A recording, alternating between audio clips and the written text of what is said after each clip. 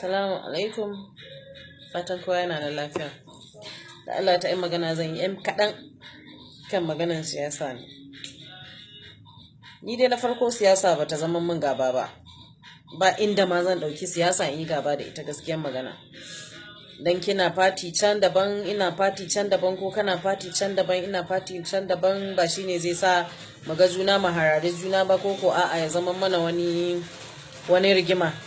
A'a, mu mutunta kanmu, sannan dan siyasan da ya cancanci a mutunta shi ni ina ganin shine abin da ya kamata.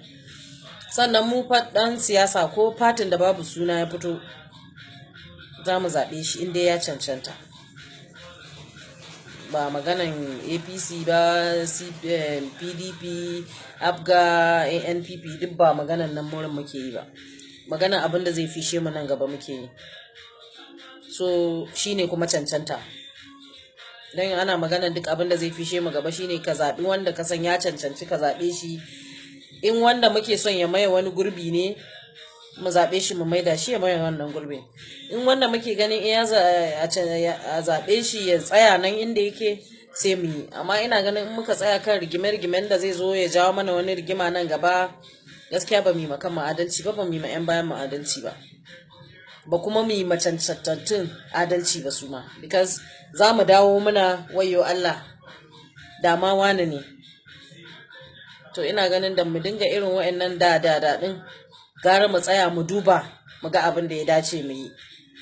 Ni fa nawa tunanin kenan. Kuma duk wani wanda na san na isa da shi, abin da zan bashi goyon baya yake kenan. Kuma zan gaya mishi ga inda za ka yi. Because mun san daidai gwargwado cancantattun da ya kamata mu duba, mu ba su dama su ma su jaraba nasu magani. Kuma da roƙon Allah ya fidda mu kunya da su ga baki ɗaya da suka ɗauki alƙawari. So ina ganin abin da ya kamata mu duba kenan. Sannan maganan faɗace-faɗacen nan da ake na matasa, shi ma abin dubawa ne. Ya kamata matasa mu yi makan mu faɗa. Wannan rigime-rigimen duk ba inda zai kai mu. Mu tashi mu nemi abin da za mu samu bakin salati.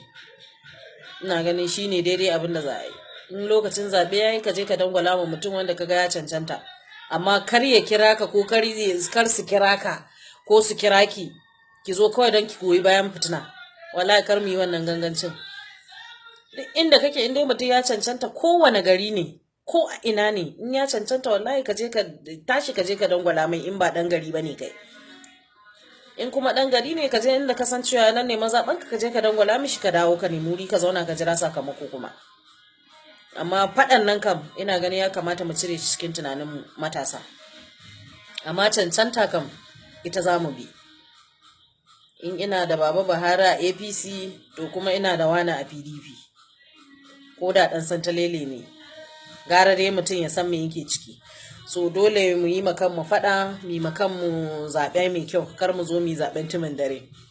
So da Allah ni dai faɗakar da mu da nake so mu kenan. Ba dan wannan dan fatin na nan ba a ce wai ba za a zaɓi wannan ba. A'a, cancanta za ka bi. Ai mixing haka ake yi. A zaɓa a haɗa, sai kuma mu taya su da addu'o'i. Allah ya ba su ikon tafiyar da abin yadda ya kamata. Dan dole sai da addu'a. Tsine musu da muke da zagin su, Allah ba taimakon su yake ba, ƙara jagwalgwala su yake. So ya kamata mu ma kan mu faɗa da Allah. Ni dai shawaran da zan bada kenan. Allah ya sa mu dace. Na gode. Yi subscribing wannan account din domin ganin irin waɗannan sababbin